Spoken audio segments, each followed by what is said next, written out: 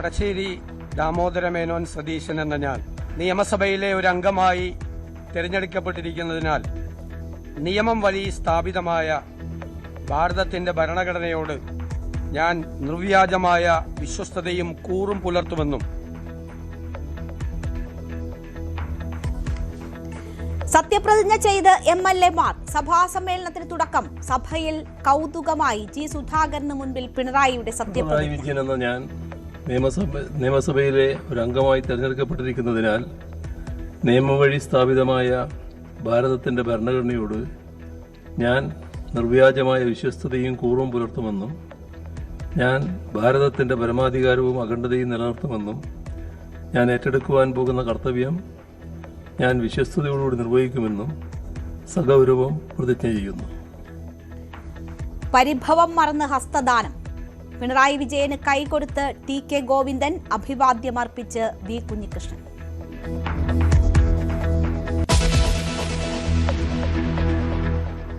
Speaker തെരഞ്ഞെടുപ്പ് നാളെ. തിരുവഞ്ചൂർ സ്പീക്കറാകും. LDF-ൽ നിന്ന് AC Moideen, Chathannoor MLA BB Gopakumar BJP സ്ഥാനാർത്ഥി.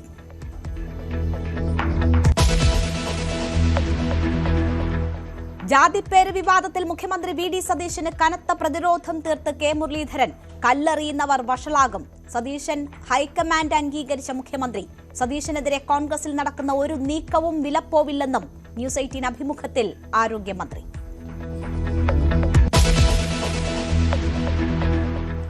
PM ശ്രീ പദ്ധതിയിൽ പരിശോധനയ്ക്ക് സർക്കാർ. വിദ്യാഭ്യാസ സെക്രട്ടറിയുടെ റിപ്പോർട്ട് ലഭിച്ചാൽ തീരുമാനമെന്ന് മന്ത്രി N. ഷംസുദ്ദീൻ. പാഠപുസ്തകവും യൂണിഫോമും മുടങ്ങില്ലെന്നും വിദ്യാഭ്യാസ മന്ത്രി ന്യൂസ് 18നോട്.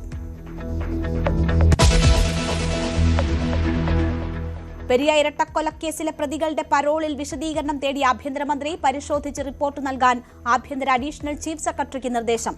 ഗൂഢാലോചനയിൽ പുനരന്വേഷണം വേണമെന്ന് ശരത് ലാലിന്റെ കുടുംബം.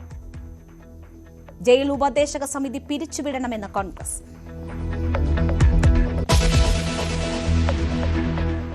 ബംഗളൂരുവിൽ കോട്ടയം സ്വദേശിനിയായ വിദ്യാർത്ഥിനി ബലാത്സംഗത്തിനിരയായി.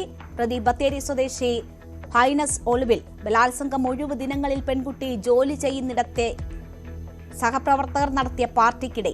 പരാതി പിൻവലിച്ചില്ലെങ്കിൽ ജീവൻ അപായപ്പെടുത്തുമെന്ന് ഭീഷണിയെന്നും പെൺകുട്ടി.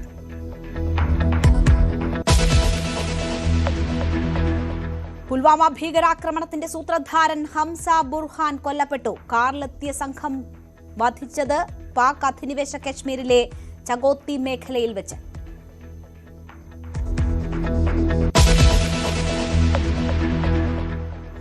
ദൃശ്യം 3-ന് ആവേശകരമായ വരവേൽപ്പ്. ഗംഭീര പ്രതികരണവുമായി പ്രേക്ഷകർ. ലാലേട്ടൻ തൂക്കി. ഈ വർഷം ലാലേട്ടൻ തൂക്കി. അടുത്ത 100 കോടിയാണ്. പ്രേക്ഷകർക്കൊപ്പം സിനിമ കണ്ടും പിറന്നാൾ ആഘോഷിച്ചും മോഹൻലാൽ.